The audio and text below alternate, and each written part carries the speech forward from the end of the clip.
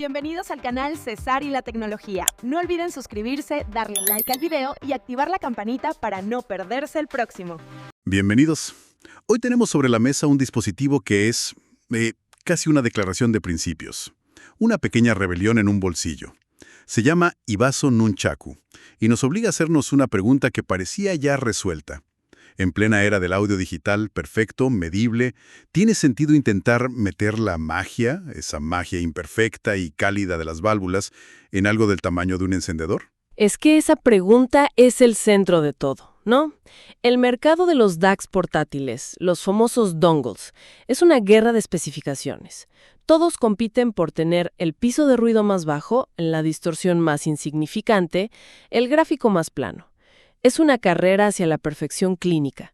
Y de repente llega Ivaso y dice, un momento, ¿y si en lugar de perseguir la perfección, perseguimos el carácter? El Nunchaku no quiere ganar en el laboratorio, quiere ganar en la experiencia de escucha, fusionando esa nostalgia analógica con la tecnología de punta. Un rebelde con causa, entonces. Pues esa es nuestra misión en este análisis. Vamos a desarmar este experimento. Nos sumergeremos en su ingeniería, que es fascinante. Intentaremos describir cómo suena eso y, claro, lo enfrentaremos a sus rivales. Y al final, veremos si esta apuesta por lo retromoderno es una genialidad o una complicación innecesaria. Muy bien, pues vamos a desglosar esta bestia. Si hay que empezar por algún sitio, tiene que ser por su corazón, por lo que lo hace único y, seamos sinceros, polémico. Las válvulas. Pero no son unas válvulas cualquiera, ¿verdad? Para nada. Es que aquí está la primera decisión de diseño que te lo dice todo. No son válvulas de producción moderna. Son dos Raytheon JAN6418. Y la clave está en las siglas. NOS, que significa New Old Stock. O sea, componentes fabricados hace décadas, pero que nunca se usaron. Exacto. Y JAN, que significa Joint Army Navy. Eran especificaciones militares. A ver, un momento. ¿Me estás diciendo que la tecnología que le da ese sonido cálido a mi música de Spotify viene de un componente diseñado para, no sé, equipos de comunicación militar o incluso sistemas de misiles de la Guerra Fría? Exactamente, esa es la locura y la genialidad del asunto. Se eligieron estas válvulas militares porque son increíblemente pequeñas, robustas para lo que son y, muy importante, de calentamiento directo. Eso las hace viables en un dispositivo portátil. Pero claro, esto trae el mayor desafío de ingeniería de todo el proyecto. Me lo imagino, porque si algo hemos aprendido es que las válvulas y el movimiento no se llevan bien. Me viene a la mente una palabra, microfonía. Entiendo la teoría, pero ¿cómo demonios lo han resuelto para que no sea un sonajero inútil en el bolsillo? Ahí está el truco. La microfonía es el enemigo. El filamento de estas válvulas es más fino que un cabello, y cualquier vibración física, por mínima que sea, se convierte en ruido eléctrico. Un ping metálico que arruinaría la experiencia. La solución de Ivaso fue crear una especie de cuna, un sistema de suspensión interna que aísla las dos válvulas del chasis de titanio.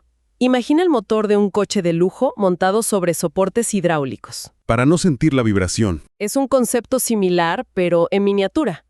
Entiendo la explicación, pero seamos sinceros. Para un aparato que se supone que es portátil, que se oiga un ping si lo rozas con las llaves, parece un problema de diseño enorme, por más que sea una característica. ¿Qué tan sensible es en la práctica? Es una objeción totalmente válida. Y hay que ser honestos. La suspensión no es magia, es física. Mitiga las vibraciones del día a día como caminar o el movimiento del cable. Ahí funciona de maravilla. Pero si golpeas el nunchaku directamente o conectas los audífonos con brusquedad, vas a escuchar ese ping. Es inevitable. La buena noticia es que es momentáneo y desaparece por completo en cuanto empieza la música. Es el precio a pagar por tener fuego real dentro del motor. Es increíble que hayan resuelto un problema de la era de los misiles guiados en un dongle. Pero me imagino que toda esa suspensión, todo ese carácter analógico, tiene que estar respaldado por una parte digital que esté a la altura, ¿no? No puede ser solo un experimento retro. Claro, y aquí es donde se ve la coherencia del proyecto. La parte digital corre a cargo de una configuración dual de chips Cirrus Logic CS43198. Y esta elección es deliberada. En el mercado dominan los chips ESS Sabre, conocidos por su sonido hiperdetallado, brillante, a veces calificado de clínico. Muy digital. Muy digital, exacto. Y Basso se fue por otro camino. Los Cirrus Logic son venerados por tener una tonalidad inherentemente más natural, más orgánica, más analógica si quieres. La estrategia fue buscar sinergia. El carácter del chip complementa la calidez de las válvulas en lugar de luchar contra ella. Tiene todo el sentido. Se busca una coherencia en toda la cadena. Ahora, la potencia. Para mover audífonos exigentes, un dongle necesita músculo, y además tiene que alimentar esas válvulas, que deben ser bastante glotonas de energía. ¿Cómo lo consigue? Lo consigue con un sistema de amplificación híbrido, op-amp más buffer, y con cifras que asustan. Entrega 525 miliwatts por canal a 32 ohmios en su salida balanceada. ¡Wow! Para ponerlo en perspectiva, eso es suficiente para mover con autoridad no solo cualquier auricular intraauricular, sino muchos de diadema de tamaño completo. Y para alimentar todo, especialmente las válvulas que necesitan más de los 5 voltios del USB, lleva un circuito interno que eleva el voltaje. Es, básicamente, un pequeño amplificador de escritorio encogido. Entonces, ya tenemos la receta. Válvulas militares suspendidas, un DAC con alma analógica y potencia de sobra. La pregunta del millón es, ¿a qué sabe todo esto? Empecemos por el plato fuerte, el modo válvula. El modo válvula es la razón de ser del nunchaku. El perfil es reconocible al instante. Es cálido, es denso, es orgánico. Lo que ocurre técnicamente es que las válvulas introducen armónicos de segundo orden de forma controlada. O sea, el tipo de distorsión que en realidad no suena agradable, ¿no? No es ruido, es color, textura. Exactamente. Es un color que nuestro oído percibe como grosor y cuerpo en las notas. Las guitarras acústicas suenan con más madera, los pianos con más peso. Pero donde es absolutamente mágico es en las voces. Adquieren una presencia, una textura casi táctil que las hace increíblemente placenteras. Normalmente asocio ese sonido cálido y con cuerpo a una presentación más íntima, más cerrada. ¿Qué ocurre aquí con la escena sonora, con el famoso soundstage? Esa es la gran sorpresa. Contra toda lógica, la escena sonora no se encoge, sino que se expande de una forma muy particular. No tanto a lo ancho, sino en profundidad. Crea una presentación más atmosférica, tridimensional. La palabra que más se repite en los análisis es holográfica. Sientes que puedes caminar entre los músicos. ¿Y los agudos? ¿Los recorta? No los recorta, pero sí los suaviza. Los platillos de una batería tienen brillo, pero sin ser cortantes. Es un sonido muy líquido y poco fatigante. Suena idílico, pero siempre hay un pero. ¿Cuál es el compromiso aquí? El compromiso es el silencio. El piso de ruido es inevitablemente más alto que en un diseño de estado sólido. Con auriculares de diadema no se nota, pero si usas intraauriculares, los EMs muy sensibles, en los pasajes silenciosos de una pieza clásica o entre pistas, vas a escuchar un leve y constante siseo de fondo. El sonido de las válvulas respirando. Exacto. Para algunos es parte del encanto analógico, para otros una distracción inaceptable. Entendido. El modo válvula es para una sesión, digamos, romántica e inmersiva. Pero, ¿qué pasa si estoy escuchando algo increíblemente complejo, como metal progresivo, donde necesito que cada detalle sea nítido? Tengo que aceptar esa calidez sí o sí. No, y ahí es donde el nunchaku se convierte en 2 dispositivos en uno. Apagas las válvulas, activas el modo de estado sólido, clase AB, y la transformación es radical. El sonido se vuelve más rápido, más seco, más lineal. Los bajos, que en modo válvula eran redondos y con peso, aquí se vuelven apretados, controlados. Con más pegada. Con un impacto fulminante, sí. La separación instrumental se dispara. De repente, puedes seguir cada línea de bajo en esa canción de metal sin que se emborrone. Y lo más importante, el fondo se vuelve negro. Silencio absoluto entre las notas. Es el modo para el análisis crítico o simplemente para cuando quieres conservar la batería. Ok, esta dualidad es realmente atractiva. Pero hablemos de los compromisos, porque esto suena demasiado bien para ser verdad. Mi celular ya sufre para llegar a la tarde. ¿Qué le va a hacer este aparato a mi batería? Es un vampiro energético.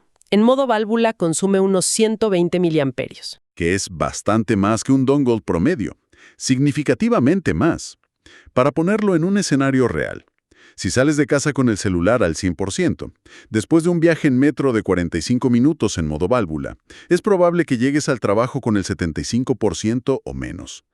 Es un dato a tener muy en cuenta. De hecho, la propia Ivaso vende un cable opcional para alimentarlo con una batería externa y salvar el celular. Eso ya te dice mucho. ¿Y qué hay del calor? Válvulas, chasis de titanio, alta potencia. ¿Suena a que esto puede servir para calentar el café? No llega a tanto, pero sí, se calienta. El chasis de titanio se pone notablemente tibio, a veces calienta el tacto tras una sesión larga. Pero esto no es un fallo, es por diseño. El titanio actúa como disipador y toda esa superficie está trabajando para mantener frescos los componentes. Es una advertencia entonces. Sí, no es un dispositivo para dejarlo olvidado en un bolsillo apretado en pleno verano. Batería, calor y la microfonía que ya comentamos. Queda claro que no es un dispositivo de enchufar y olvidar. Requiere cierta intención por parte del usuario. Totalmente. Es casi como tener un coche clásico. Te va a dar unas sensaciones que un coche moderno no puede, pero te pide que entiendas sus peculiaridades. No es para todo el mundo. Perfecto. Creo que tenemos un retrato robot muy claro del aparato. Ahora, situémoslo. Si alguien busca este tipo de sonido analógico, inevitablemente se va a topar con otro nombre, el Cain RU7. Son como los dos titanes de esta filosofía. ¿Cuál es la diferencia fundamental? Es la comparación más fascinante del mercado, porque son dos caminos opuestos para llegar a un destino similar. Como decíamos, el nunchaku usa válvulas reales. El Cain RU7, en cambio, utiliza una arquitectura completamente diferente. Una red de resistencias discretas, conocida como One Bit o R2R. Es una tecnología digital que, por su naturaleza, produce un sonido que muchos describen como extremadamente fluido y analógico. Y en la práctica, ¿cómo se traducen esas diferencias al oído? El sonido del RU7 es más mantecoso, más homogéneo. Es un flujo constante de música. El nunchaku en modo válvula es más dramático. Tiene más dinámica, un grave con más impacto y esa escena sonora holográfica que es única. La coloración de la válvula es más evidente, más sabrosa. Pero en usabilidad me imagino que gana el Cain. Por goleada. Es más pequeño, más ligero, consume menos y, por supuesto, no tiene microfonía.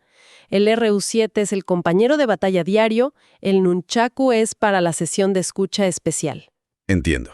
Y mirando dentro de la propia casa de Ivaso, ¿qué sentido tiene este nunchaku cuando por más dinero existe el DS Elite, su buque insignia? Esa es una pregunta de filosofía de escucha. Es como preguntar por qué un chef usaría mantequilla artesanal si tiene un aceite de oliva técnicamente perfecto. El DC Elite es la perfección técnica.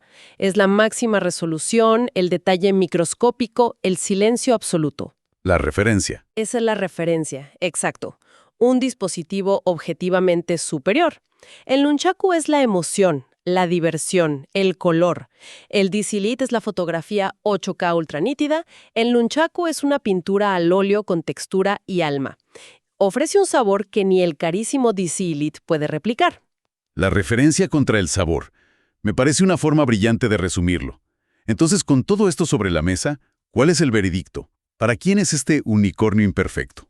El consenso es sorprendentemente unánime.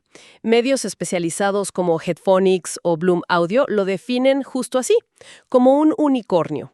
Reconocen sus imperfecciones, calor, consumo, microfonía, pero concluyen que su musicalidad es tan mágica que lo compensa todo. Y en la comunidad, en foros como HeadFi, la historia se repite. La gente lo adora por su sonido, pero siempre con la advertencia de cuidado con la batería y trátalo con cariño. Muchos lo ven como una pieza de colección instantánea. O sea que, si hacemos la lista, en pros tendríamos un sonido orgánico y adictivo sin rival en este formato, una potencia descomunal y una ingeniería valiente y única. Exacto. Y en contras, ineludiblemente, el alto consumo de batería, la generación de calor que hay que gestionar, la microfonía inherente y un tamaño y peso superiores a la media. No es el dongle más práctico. Por lo tanto, el perfil del comprador ideal está muy definido. Este no es un dispositivo para el purista de las mediciones, el que busca el SINAD más alto. Es para el audiófilo que quizás está un poco fatigado de la perfección digital y busca redescubrir su música con otra textura, con otra emoción.